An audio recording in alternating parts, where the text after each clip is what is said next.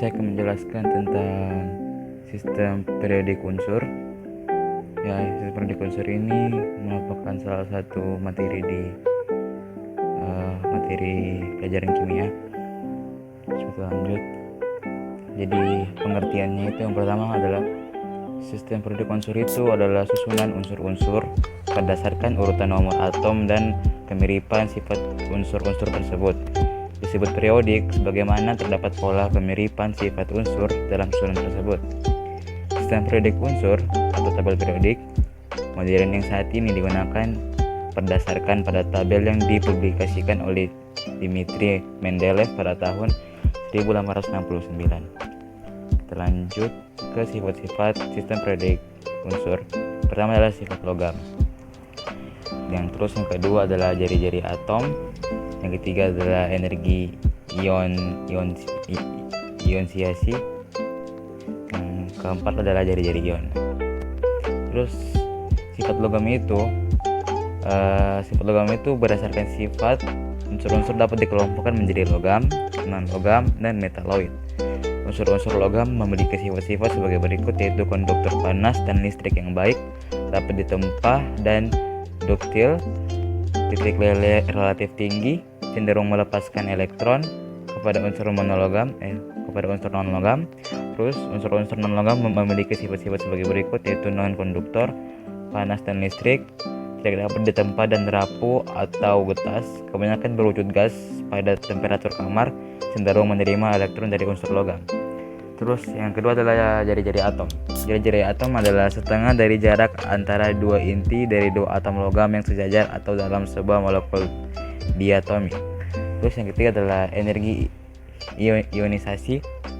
Energi ionisasi itu adalah energi yang dibutuhkan oleh sebuah atom atau ion dalam fase gas untuk melepaskan sebuah elektronnya. Terus yang terakhir adalah jari-jari ion. Jari-jari ion itu adalah jari-jari dari kation atau anion yang dihitung berdasarkan jarak antara dua inti kation dan anion dalam kristal ionik. Kation atau ion bermuatan positif terbentuk dari pelepasan elektron dari kulit terluar atau netral sehingga tolakan antar elektron berkurang. Tarikan elektron oleh inti lebih kuat dan jari-jari dari kation lebih kecil dari atom netralnya. Kita lanjut di pengelompokan unsur. Yang pertama adalah golongan. Golongan berada pada kolom vertikal pada sistem periodik unsur. Unsur-unsur yang berada pada golongan yang sama akan mempunyai konfigurasi elektron yang sama. Terus yang kedua adalah periode. Periode itu merupakan unsur-unsur yang berada pada baris horizontal. Jadi yang ada pada garis horizontal itu disebut periode. Periode merupakan energi ionisasi jari-jari atom, afinitas elektron, dan elektron negatifan. Terus yang ketiga adalah blok. Blok itu merupakan menyatakan kumpulan unsur yang memiliki subkulit elektron valensi yang sama. Terus yang terakhir adalah logam, metaloid, dan non-logam. Berdasarkan sifat kimia dan fisika, unsur dapat dikategorikan sebagai logam, buka kurung, konduktivitas tinggi, tutup kurung. Terus ada metaloid, yaitu konduktivitas di antara logam dan non-logam. Terus ada non-logam, yaitu tidak memiliki sifat konduktivitas, yaitu berupa gas. Selanjut ke penemu sistem periodik unsur. Dmitri Mendeleev adalah penemu pertama sistem periodik unsur. Mendeleev menyusun unsur-unsur berdasarkan massa atom sesuai dengan massa molar atau relatifnya. Kadang disebutkan bahwa ia memainkan chemical solitaire di atas kereta api perjalanan jauh menggunakan kartu dengan berbagai fakta tentang unsur dikenal.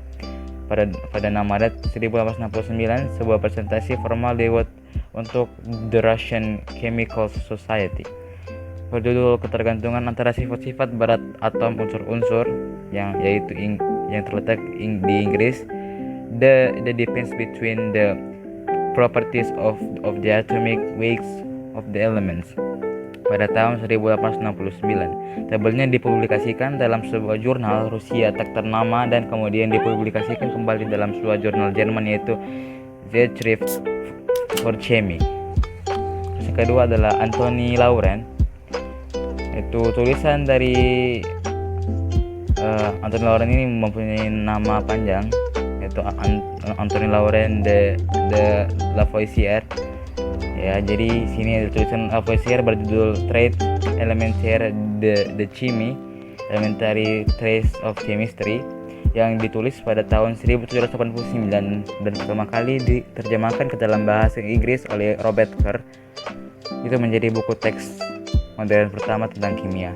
Buku tersebut berisi daftar zat sederhana yang diyakini oleh Lavoisier tidak dapat dipercaya lebih lanjut, yang meliputi oksigen, nitrogen, hidrogen, fosfor, taksa, seng, dan belerang. Yang membangun dasar bagi daftar modern unsur-unsur, daftar Lavoisier juga mencakup cahaya dan kalor, yang pada saat itu diyakini merupakan materi zat. Ia telah mengklasifikasikan zat-zat ini menjadi logam dan non-logam, sementara banyak kimiawan terkemuka menolak meyakini teori baru Lavoisier. Elementary Traits yang ditulis cukup bagus untuk meyakinkan generasi muda, namun penjelasan Lavoisier tentang unsur tidak lengkap karena ia hanya mengklasifikasikan unsur sebagai logam dan non-logam. Terus yang ketiga yaitu William Odling, yaitu merupakan kimiawan Inggris yang menyusun tabel yang sangat mirip dengan tabel yang dihasilkan oleh Mendeleev. Odling mengatasi masalah tellurium dan iodium dan bahkan berhasil mendapatkan thallium, timbal, raksa, dan platina ke dalam kelompok yang tepat, yang merupakan sesuatu kegagalan Mendeleev saat melakukan upaya pertamanya. Namun Odling gagal mendapatkan pengakuan karena diduga ia sebagai sekretaris Chemical Society of London berperan penting dalam mendiskreditkan karya Newlands pada tabel periodik sebelumnya. Jadi itu saja yang dapat saya jelaskan. Lebih dan kurangnya mohon maaf. Assalamualaikum warahmatullahi wabarakatuh.